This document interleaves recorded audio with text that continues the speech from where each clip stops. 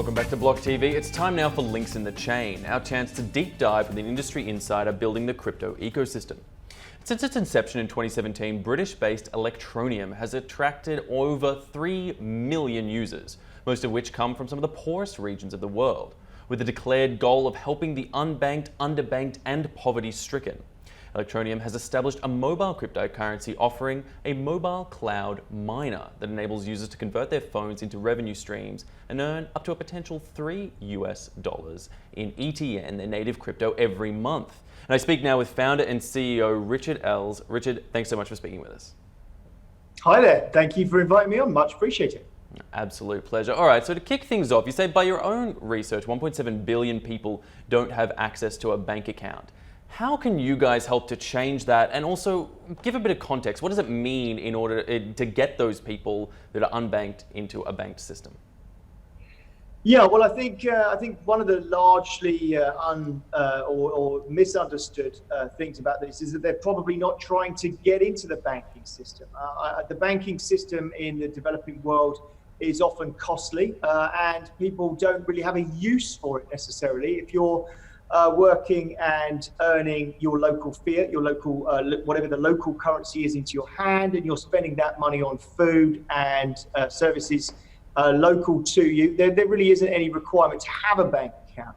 Now, what we're trying to do is get people to be involved in the global digital economy, because all the money is not evenly distributed around the world, and there are places of great wealth and there are great places of great poverty. And if you can take the people that are in those places of great poverty and give them the ability to join that digital world by being able to transfer value very easily from one place to another at very, very low prices, then you don't really need the banks. For those particular people, there's always a place for the banks, of course, but not for those particular users. So we're not trying to get them a bank account. We're just trying to give them the ability to earn a few more dollars. Let's say they could earn another $10 in a month through joining the global gig economy, which is probably a topic of itself, but there's a massive, massive global digital economy that they could join and then get their payment in Electroneum, which may be a few dollars, but to them is a substantial amount of money.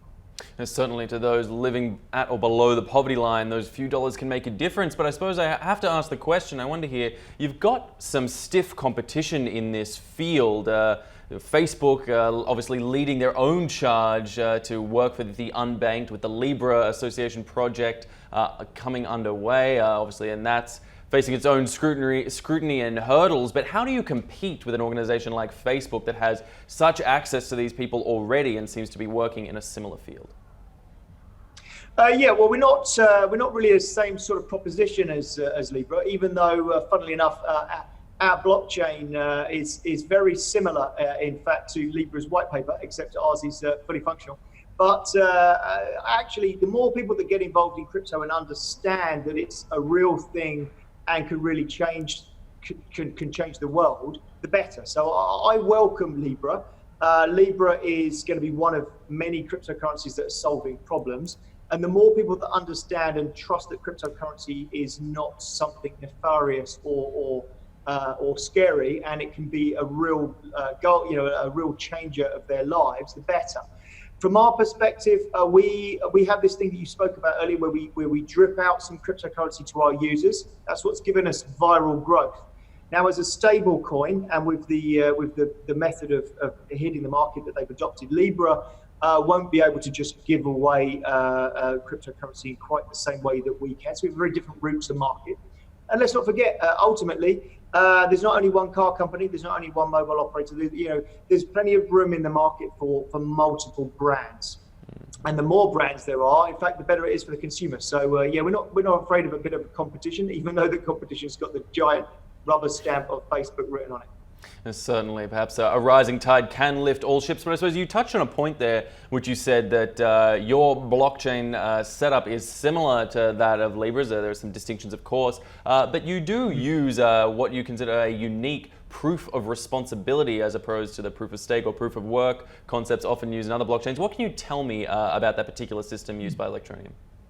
Well, what was happening, we had a massive hash rate. This is the amount of worldwide miners that were mining Electroneum. So they were using very power intensive devices to mine our blockchain previously to the last fork. We knew that there were maybe 300,000 plus computers, powerful computers running to maintain our blockchain, which we didn't really think was very ethical in terms of electrical use when you look at the people that we're dealing with. So we're dealing on the ground with NGOs, and we're trying to be a responsible project in terms of cryptocurrency, but also we didn't really want the ecological harm that was coming from that huge power use. So we developed an idea that we coded over a period of 7 or 8 months. And that was to get the NGOs that we're talking to on the ground for crypto to actually get their hands on some crypto by running the blockchain for us. So we've got a whole decentralized layer or distributed layer of NGOs that physically operate the equipment to run the blockchain, and they get the block reward. So unlike the proof of work where anybody can get involved, you've just got to have the equipment. We've now got a sort of an invite-only blockchain. It's public for use, so anybody in the world can use our blockchain to put transactions on. But because the transactions and the immutable part, the layer of blockchain is managed by trusted authorities, this is where the proof of responsibility comes from. These are responsible operators. So therefore, we don't have the same problems with, say, 51% attack that other cryptocurrencies face. We've got a lot of other technical stuff that protects against 51% attack as well, actually. We've now got a moderated layer that sits above the decentralized layer and just monitors it. So even though we know the NGOs are trusted and we can trust them to do a great job of running our blockchain, they just literally have to run a piece of software on a server. But what if their servers were to be compromised and the code or authorization keys stolen? So we have a moderator layer that also monitors for unintended blockchain activity, and will immediately shut it down. So we've got some quite clever things going on in our blockchain that are going on nowhere else. I had a conversation with Scott Stornetta, who literally invented blockchain. I think 1999, his white paper on blockchain came out. His was the paper that was referenced about Bitcoin. So he was the very first chap that was ever came up with blockchain. It was absolute privilege to speak to him, and I was a little nervous actually, because we're doing things in blockchain that no one's ever done, and this is the guy that is the pinnacle of blockchain for me. So talking to him, and he was really positive about what we're doing, about the fact that we're out there on the cutting edge and doing things nobody's ever done. And so it was really a nice thing to have that conversation early in this week.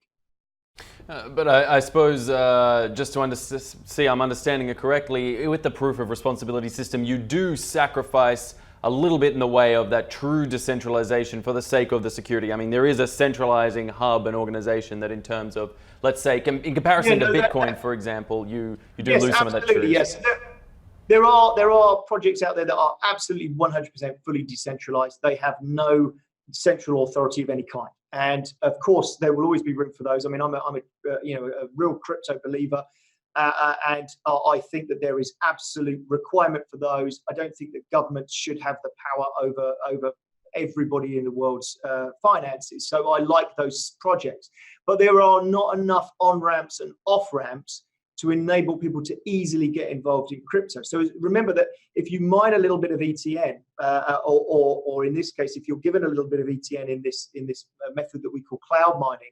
So if you've got the free ETN app and you're giving a little bit of ETN to people, and they could now swap that for Bitcoin if they wanted to. They could go off to an atomic swap or an exchange or any trading forum, and they could swap that for some Bitcoin. So we've now on-ramped people into the rest of the crypto projects. So you're absolutely right. We do have a centralized layer, which pretty much we had anyway, bearing in mind we're a KYC and AML compliant cryptocurrency. So we're already doffing our cap to the regulators. We want to be in the regulated arena. We want to be the crypto that the governments can trust, that the corporations can trust and feel comfortable with. And that enables us to then get crypto into the masses. And once they understand what crypto is, and once they understand the values and the benefits of it, of course, they don't have to stay in ETN. They can jump to any of the others. They can earn in ETN. Sure, we're going to open up the global digital economy for them, but it doesn't mean that they can't then hop into any other crypto. And that's one of the beautiful things about it. Certainly, I suppose, helping to build that necessary ecosystem and structure that you need to take things to the next level. But speaking of building ecosystems, I want to talk about the partnerships that are critical to the project being put forward there by Electroneum. Now, you have partnerships on the ground, I understand, in South Africa and Brazil. Tell me a little bit about those relationships and what drew you to those specific environments and demographics. Well, South Africa was an interesting one for us, and that's a partnership. I think I should probably clarify straight out that we've got a partnership in South Africa with a mobile operator, but in South America, so in Brazil, we've done something slightly different. So I'll cover that in a second. But so we're partnered with a company called The Unlimited in South Africa, and we've done all of our sort of early testing in South Africa. It's been a fascinating learning curve for us. We have totally changed the onboarding process of our app. We've got the onboarding down to around 60 seconds, so it's much easier for new users to come on, and that's increased the viral growth of our app, which is giving us the numbers that you're seeing of users. But what we needed to do is we needed to get more countries live as fast as we can, so that we can build this global ecosystem. Now, it's actually quite hard in a regulatory environment for mobile operators to feel comfortable with taking cryptocurrency at the moment. We're still in the very early days. Everybody understands out there that they all want to be involved, but it's the lawyers that slow things down. So what we've done in South America and Brazil for the first time, which has been really exciting, is we've unlocked the ability to top up airtime with a network directly in ETN. So you use the ETN app to top up your airtime in Brazil, but we haven't had to create a partnership with the operator. What we've done is we've gone through a third-party OTC trading desk who have taken on the responsibility of the US dollar to ETN conversions. They're marginalizing that, so they're making a small profit from that. But what it's meant is that we've opened up the door to being able to top up a large operator without the operator onboarding the risk of accepting cryptocurrency from a regulatory standpoint, from a volatility standpoint, or anything else. But what it means is that we'll be able to onboard more countries and more operators much faster. So it's another new test. It's only just gone live last couple of weeks, and we'll be on the ground there, making sure everything works, and we learn our new lessons in that much bigger environment. The top-ups are with a network called Claro, who are massive. They're a great network. They've got a really good infrastructure, and already have maybe 50 million prepaid and postpaid users. So it's going to be a great network for us to enable our users to top up with.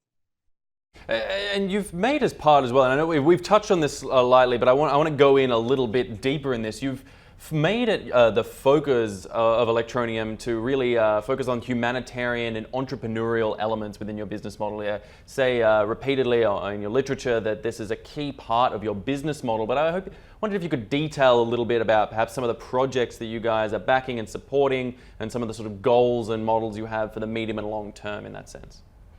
Yeah, sure. Well, the first thing that we wanted to get live was the payment infrastructure. So the first thing we built was the mobile app that enabled you to make blockchain transactions without having to understand anything technical. And so that exists. That's the Electroneum app. You can download it free from the app stores. So once you've got hold of that app, it's very easy to move cryptocurrency between users. You've just got QR code scanning on it. So very simple to move things around without being technical. So we wanted to make sure that people actually got a little bit of cryptocurrency to understand its value. So this is where you see us airdropping out this we call it cloud mining, but in crypto terms, you'd probably call it an airdrop. We drop out a small amount of crypto to users for being part of the project. So then what we needed was an instant payment system, because without instantaneousness, the blockchain falls down. So blockchains are by definition fairly slow beasts. They have to be, because of the immutable nature and the fact that you need consensus, and you probably need a number of blocks past the transaction block to be assured that the transaction is going to stay in the blockchain for technical reasons, which I won't go into. But blockchains are fairly slow. So you'd be talking about 20 minutes, 30 minutes is a fairly normal time for most cryptocurrency transfers. So instantaneous had to be made. So we've got an instantaneous system, ETN Instant Pay. So as soon as you make a payment from the app to the app, or from the app to our back-end API system that works for tills and games and mobile operators, anybody who wants to integrate it, you can do an instant top-up or an instant in-game purchase or an instant shop purchase. What we do is we give an instant notification and we confirm that that amount of ETN is on its way. We then ring fence it in the user's wallet so they can't double spend it. And then we action the blockchain thing. So they will probably get their ETN to be spendable within, say, 15 minutes to half an hour. So that's when they could then respend it. But the person who's accepted it is safe in the knowledge that it's on its way. So a little bit like in the developed world, where you'd tap your Visa card on the terminal to make a payment, and you walk out of the shop with your goods. But the shop doesn't actually have the funds yet. They're going to be on their way. Probably they won't get them for a couple of days. So once that's all in place, which it now is, we then wanted some mobile operators to be able to top up with. This is critical because the topping up of the airtime gives ETN value to everybody that's in that country. If you can top up airtime, which is worth money, real money, then ETN has a value in their local real money.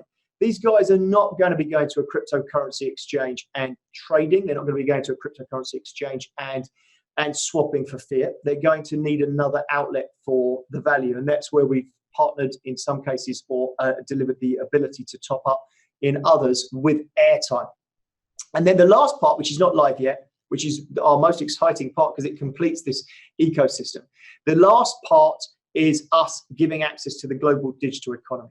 So there are sites like WeWork or People Per Hour or Fiverr where you can buy digital services from people. Now, largely those are powered by the likes of PayPal, where you need to be banked. Now, the unbanked don't have an ability to work in the global digital economy, but with Electroneum, we're unlocking that.